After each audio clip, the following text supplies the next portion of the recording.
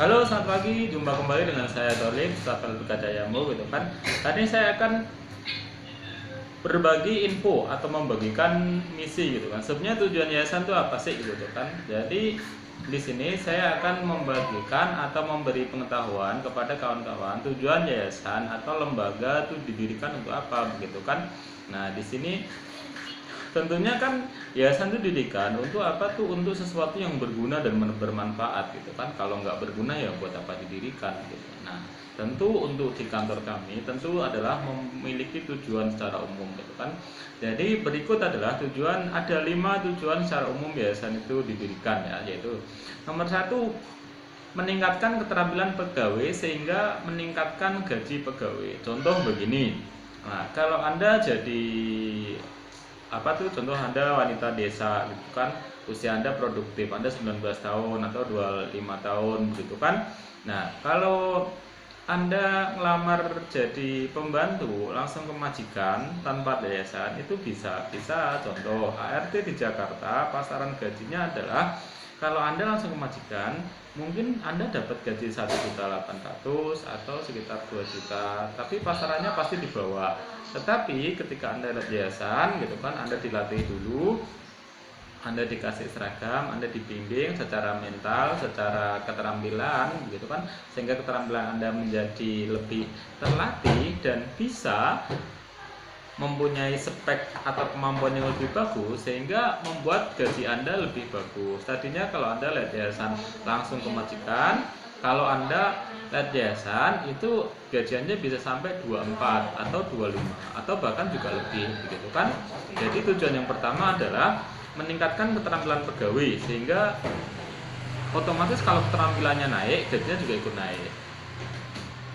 Misi umum yang kedua selanjutnya adalah menciptakan manusia yang berguna untuk diri sendiri dan orang lain. Artinya apa? Artinya begini, kalau kita ini untuk hidup sendiri saja, contoh kalau kita di desa ya, kita untuk hidup sendiri saja, kita mau beli pulsa aja misal gitu kan, atau mau beli jajan aja begitu kan, itu nggak bisa. Otomatis kalau nggak bisa, kita siapa? Minta orang lain kan, minta keluarga kita, minta orang tua kita. Ini kita akan merepotkan diri sendiri, merepotkan orang lain gitu. Nah, tapi begitu Anda masuk yayasan, Anda akan dilatih untuk berguna begitu. Karena kenapa? Anda dilatih keterampilan, Anda bisa jadi baby sister atau perawat lansia atau ART gitu kan, sehingga Anda bekerja, Anda gajian tiap bulan Anda punya duit untuk diri sendiri dan bisa ngirim duit untuk orang rumah. Nah, begitu Anda jadi berguna buat Anda sendiri dan berguna buat orang lain gitu kan. Itu tujuan yang kedua. Tujuan yang ketiga adalah meningkatkan derajat wanita dari segi pengetahuan dan kemampuan kerja gitu kan. Nah, tadinya Anda orang desa begitu kan, Anda belum pengalaman sama sekali gitu kan. Anda di kantor kan diajarin gitu kan, cara menghadapi majikan tuh begini, cara sopan santun begini, cara bekerja begini, cara disiplin begini begitu kan, cara ngadepin apa tuh oma opa begini, cara ngerawat bayi begini gitu kan. Jadi pengetahuan Anda tentang pekerjaan keperumahan itu baik ART atau lansia itu ditingkatkan begitu loh. Nah, otomatis ketika ditingkatkan itu juga meningkatkan nilai Anda, meningkatkan daya jual Anda begitu. Selanjutnya, misi yayasan, tujuan yayasan secara umum yang keempat adalah menciptakan lapangan kerja dan mengurangi pengangguran. Karena seperti ini, di desa itu banyak sekali orang-orang nganggur begitu kan. Nah, mereka bingung cari kerja di mana begitu kan.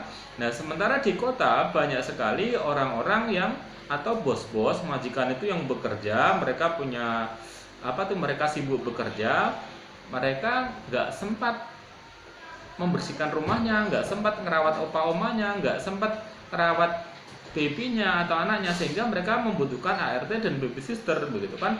Nah, titik temu yang paling pas adalah di kantor yayasan begitu kan.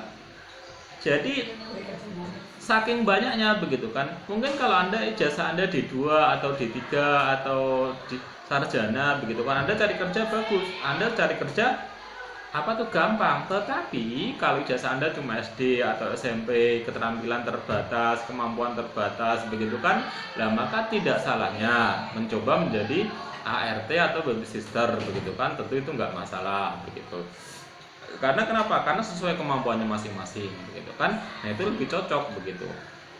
Selanjutnya yang nomor 5 adalah tujuan yayasan secara umum adalah membantu pemetaan ekonomi keluarga Indonesia. Karena kenapa? Contoh, duit itu di kota banyak Pak, sementara duit di kampung-kampung itu kecil-kecil atau sedikit begitu kan. Nah, cara meratainya bagaimana? Nah, makanya kan kalau para TKW kan dikirim ke luar negeri kan jadi pahlawan devisa kan, artinya mereka setelah bekerja di luar negeri mereka bisa kirim uang tiap bulan, akhirnya membangun rumah begitu kan.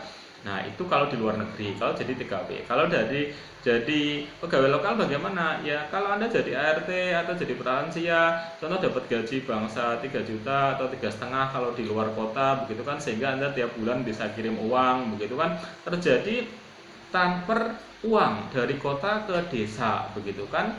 Nah, ini juga bagian dari pemerataan juga. Begitu kan. Jadi ini tadi ya, jadi sedikit info atau berbagi pengetahuan buat mbak-mbaknya dimanapun Anda berada begitu kan. Jadi ada tujuan yayasan secara umum gitu kan, ada 5, yaitu nomor 1 meningkatkan keterampilan pegawai sehingga gaji pegawai lebih bagus. Yang kedua, menciptakan manusia yang berguna untuk diri sendiri dan orang lain.